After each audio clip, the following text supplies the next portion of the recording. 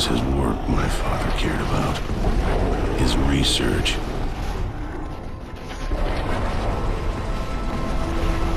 He tried to save his work. I tried to save him. Hello there, Sera from 17 once again. Doesn't it look like it crashed there? I shit my pants, because that was the second time it did it to me, and the first time it actually did crash. Which is awful, because, you know, we're only paying for it, and it's unstable. But, this is my Gears of War 3 Insane Difficulty video walkthrough. This is Act 4, Chapter 3, Hang 'em High. And after that encounter that we just did, I can honestly say the rest of these chapters in this area are pretty easy. When we go to the dockyard where we have to get the submarine, for the majority, all of that is easy too. But there's one section with an enemy that's not yet been in the Gears series, and it is awful. If you do not have explosive weapons, you're in trouble. And if you have my luck, you're in trouble, because I'm just an unlucky guy when it comes to a lot of things. But anyhow, back to the game. So this section here is going to be all about the monorail, but it's chained down, so it won't start, I believe, and you have to go through the barbed wire that I went up to before. And when you go through the barbed wire, you will be fighting a handful of dudes. I do believe is it Lambents? We'll soon find out. It could be the Formers. And this has got to be a loading screen. It has to be, because you can't skip it, and it seems pointless. But at the same time, I would rather watch that than watch a bar go up, because I think it's a really intuitive way of putting it in the game. So yes, this is a bunch of Formers. They'll come from the pit to your left and from straight in front. Use your Retro Lancer, because it's got some real stopping power. And this shouldn't be too difficult whatsoever. Run around picking up the items, and just continue onwards. I'm going to talk about something a little different once again, because a lot of my subscribers really enjoy my tangents, so that's why I do them. I also do them because I think about the weirdest shit through the day, and if I don't get it out, I'll probably end up in an insane asylum. Because, you know, madness and creativity are a very fine line, and they're so close together that I get confused which side of it I'm standing on. But I went out shopping with my mum today, and that's mum with a U, not an O, because I'm English. And we went to like a local village that's close to us, where the supermarket is, where we get some food and everything. And when I was in the car, my mum was driving, and there was a lot of bad drivers on the road, because there's a lot of bad drivers everywhere. People not indicating, people pulling out, people not looking, people just, you know, giving driving a bad name, and the same reason why insurance is so high and why fatalities due to cars are so high as well, because people are fucking dumb, ignorant, selfish. And be careful of these Formers. As you can see, they're extremely damaging, and there's a lot of them. And yeah, just take your time, be careful, and watch the spawns, because that guy got behind me and I don't know how he did it. Just be careful. It's not challenging, it's just cheap. But we were driving in the car, and I just had this kind of like bizarre thought, and it's almost like one of those observation points. And I don't know if you've ever had it where you'll be sitting, well, you might not be sitting, it doesn't really matter what posture you're in, but you'll look at something, and it'll be as if you've looked at it for the first time. You'll look at it from a completely objective and fresh perspective, and it's kind of weird, because you almost sand. My brain, when I'm doing these commentaries, I just clutch for words, and I don't get the ones I want, and I end up sounding like such a dumb bastard. It's unbelievable. And that tangent just made me forget what I was trying to say. But I was looking at things, and you notice stuff afresh, and it can be really interesting. You stand beside yourself looking at this scenario, and you kind of wonder, how the hell did I not see this before? Right then, if you do the retro charge with the Retro Lancer, it will go through these guys. I don't know if it does it on Insane. It does it on Hardcore, I can confirm, because I ran through a bunch of them, but I wouldn't recommend it because it's dangerous. But and the situation I was looking at was cars themselves, and how many cars there are on the roads. You look back to something like 1920s, there was nowhere near the same amount of cars. Cars themselves produce all kinds of income for the countries that use them. Everything from the road tax, so that you can drive on the fucking roads, everything from the car tax, to the insurance, to everything.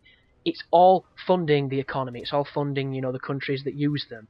And people these days are so reliant on vehicles that everybody has 2 cars. Some people have 3 cars, and the roads are as congested as they've ever been. In the 1920s, which I mentioned, there was hardly any cars. It was the big boom for vehicles back in the early 1900s, and they became a hell of a lot more popular. And you look to them nowadays, where if you don't drive, you're kind of looked upon as subhuman at times, because you don't drive and everybody does. And because you can drive from such a young age, that's exactly what people are doing.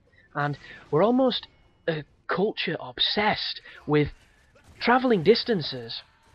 And this translates to everything, from public transport to trains to planes and all that kind of stuff. Every single growth industry that is relied on by the public or by people for selfish reasons is all dictated by the fact that we want to go places that we're too lazy to take ourselves. And I obviously know it's not necessarily down to laziness. It can be simply down to the fact that it's convenience now.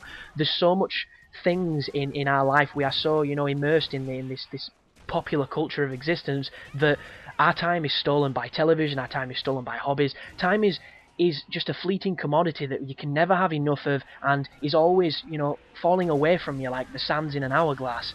And it just gets to this point where we don't want to waste any time doing anything anymore, so we just hop in a car, we hop on a train, we hop on a bus, and we're so conditioned to think this way that we don't even realise what we're doing anymore. We don't even realise that we are behind these big mechanical contraptions that, in essence, are travelling at speeds that can kill.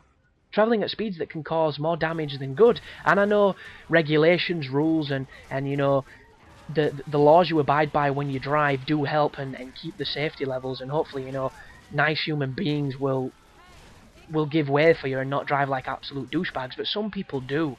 And it made me think of like a bizarre dystopian future type of thing, a really totalitarian regime where public transport or cars were banned, and we all went back to having to make our own way there, or different modes of transportation. And it elicited two responses from my mind. And I was thinking, what would be the new form of transport? Would it be, like Futurama with the tubes? Would it be escalators that you stand on and they just carry you places? Because we're so fucking lazy, and we're so ingenious at, fixing our shortcomings with machinery, with engineering, that we'd obviously come up with something that would help us that wouldn't be a car. And what if cars became contraband? What if it was illegal to own them? So there was almost like, how you see those YouTube videos of that dude on the motorcycle on the Autobahn in Germany going 200 miles per hour on some superbike, losing the police because he's an absolute lunatic, but yet you can't stop watching it once you start playing it? What if it became then that the only people that could have vehicles would be the military? Which is a completely ironic concept, because the only reason a country has a military is because of other militaries. So thus, if we didn't have militaries, we would never need militaries, and all that money for the war effort would be lost on a species that could feed and clothe every single human being on the planet. But that's enough preaching. But just imagine if it was just the police. So the roads would be completely empty now. They would be completely clean, and it would just be an entirely different world. This section here, by the way, if you just sit and cover, you don't have to do anything. They can't hit you. If they do hit you, you're unlucky, and I feel for you. But I didn't get hit, and it's a victory in my eyes.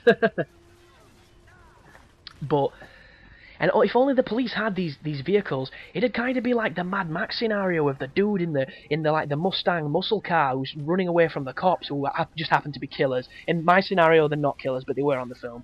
And it'd be instantly like proximity warning, because they'd probably have sensors under the roads or something, or they'd be heavily monitored, because if they ban cars, what kind of fucking world would you be living in? But it'd be this instant siren, this klaxon off in this massively, strict regime of whatever the military or the security is or the policing, and there'd be instantly these sentinels sent out, these totally armoured, awesomely looking Mad Max style cars just going to lock down on whatever the vehicles were. And it also puts it into the realms of like Equilibrium, where sense offending, where anything that elicited an emotional response was dubbed illegal, and they had death squads killing people just because they were using the human sensation of emotion. And suffice to say, it was a pretty crazy thought that I had while driving in a car for the space of 10 minutes, which is an introduction to the madness that is my brain and its, cognizant efforts. But this section in here is going to be with a bunch of the Queen's Royal Guards, the Therons. A lot of them have torque bows, a bunch of them have lances, and for whatever reason, when I got here, because I'd been stuck for so long and I was so liberated to be fighting anything other than the Lambents, I get really reckless with these fights. Any one of these guys can kill you. And you'll notice I'm not in cover, I'm running around like a boss with the torque bow, just trying to pop people. I'm doing the retro lancer charges, I'm doing all sorts of madness. I did a backflip, hip fire torque kill. I mean, I'm just showing off on a base level, but It's so fun when you're in a fair firefight after being in such an unfair situation, and that is a screamer. I hate that enemy. Always prioritise it or you will get your shit pushed in. He's got a hammer burst, you can tell by the fire pattern. And the incendiary grenades they're a fantastic grenade. I've heard a few people on YouTube videos saying that they don't really like them, but I think that's just down to not using them right. This is a grenade that explodes on contact, and if you set somebody on fire, they're pretty much dead. It's also an area of denial which will stop them from rushing you, and if you know there's a spot they're going to be or a piece of cover that there's a bunch of them behind, or even a turret, you do a well-placed grenade throw, problem solved. They are a really underused piece of equipment, especially in the multiplayer. I don't know how bad it is, but I threw one on a King of the Hill spot and I got 6 kills. It was just a massacre, so they're probably going to be terrifying. I mean, look at him. That guy knows how to use them. Just throws them on my team and douses them in fire. And that looks like she's actually dying, but she's probably going to get back up. Somebody's shooting me. I can't tell who. Shriekers are back. God, the Shriekers are such a gay enemy. And the thing with them is, they're not difficult. They're just assholes. It's that simple. But keep pushing forward. See what you can do. That Theron went down pretty quick then. That was that was a blessing in disguise. And I don't know why I'm picking the shotgun up, because it's not really... Oh god. My goodness, that is a bad situation to be in. He was chasing her with the chainsaw and I got in his way. Thank god for the counter chainsaw animation, or I would have been in the shit then. But keep on making your way through this building, killing the Theron guys. The joy of your team is because they're so rush happy and all they do is push forward. The enemies don't really know what to do, and they'll start going into those silly melee animations where they start punching each other like it's something off fucking David and Goliath, and then you can just come along and end the fight in one shot. But just keep checking the floor for the torque bows. The torque bows will make this significantly easier than it is, and it isn't challenging, so don't worry. And there's a lot of ammo for it too, so just get that shit done. Because there's no second part to this level. The next level is a completely different area where we're going to be stealing a submarine with Dizzy, and it's a fun area, but there's a couple of enemies that make it a lot more difficult, one of them being the Ceripedes. And the Ceripedes are the centipedes that live on Sera. See what I did there? It's actually the name. And they're a very challenging enemy on Insane, because this is a creature that you can only injure it on its tail, and when it comes for you, it comes head on, so you can't see the bottom of it. You have to flank round it to shoot its tail. And the only problem is when you shoot its tail, you catch its attention, and once you get its attention, it chases you, and this thing will kill you in one hit, and it's fast. It's really fast. And the bit coming up later on with one of the new enemies that I'm not going to ruin till he turns up, there's a Ceripede in that encounter, and that's why it's as difficult as it is, because I get into this awful situation where I'm running around a piece of concrete and it's chasing me, and it's like, you know when you used to play Tig when you were a kid, and you'd get to a car and they'd start going around one side of the car, you'd go around the other side, and there was this war of attrition trying to get each other. Well, that's what I do with the Ceripede. And it lasts about 4 minutes, and the entire time there is an enemy that can kill me gladfully over the other side of the arena, and for some reason he doesn't pay any attention to me, and it actually saves my ass. But I do not wish that experience on anybody else, because it is not fun and it is rather challenging, so hopefully you'll get a much better time. I didn't. I got it was hell. I must have died maybe 10 times, and when I finally recorded it, I was pretty, euphoric. I was happy. Right now I'm in the shit because he rushed forward with a Lancer. I heard the chainsaw go, I run away, and I do believe somebody else chainsaws him. Or maybe not. I don't know what happened then. I think Chase just smacked him with the Retro Lancer. That is a habit of mine I get into as well, what you've just seen there. I charge the torque bow before I go around the corner, and the reason for that is so that I eliminate that charge time so that I can fire it quicker when there's an enemy present. The only problem is, just like in the multiplayer, sometimes it doesn't pull off because you'll go around the corner and there'll be nobody there. And it's a wasted torque round, but at the end of this section they will take the torque bow off you. Ooh, torque headshot. You've got to love it.